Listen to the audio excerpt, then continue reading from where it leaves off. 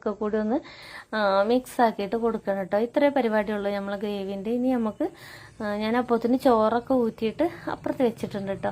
നമ്മൾ ഈ ചാനൽ കാണുന്ന ടൈമിൽ കൂട്ടുകാർക്കൊക്കെ ഇഷ്ടമാവുകയാണെന്നുണ്ടെങ്കിൽ എല്ലാവരും ഒന്ന് ലൈക്ക് ഒന്ന് സപ്പോർട്ട് ചെയ്യുക. കൂടെ ബെൽ ബട്ടണും കൂടി ഓളൊന്ന് പ്രസ് ചെയ്തിട്ട് സബ്സ്ക്രൈബ് ബട്ടൺ ഒന്ന് അമർത്തട്ടോ.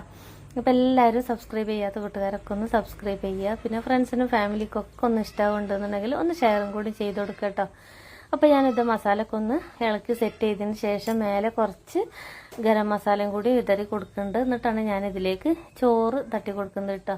അപ്പോൾ ചോറ് ഇതാ ഒരു വറ്റുമ്പോൾ പിടിക്കാതെ നല്ല ഇതിൽ തന്നെ നമുക്ക് ചോറ് റെഡി ആയിട്ട് കിട്ടിയിട്ടുണ്ട്.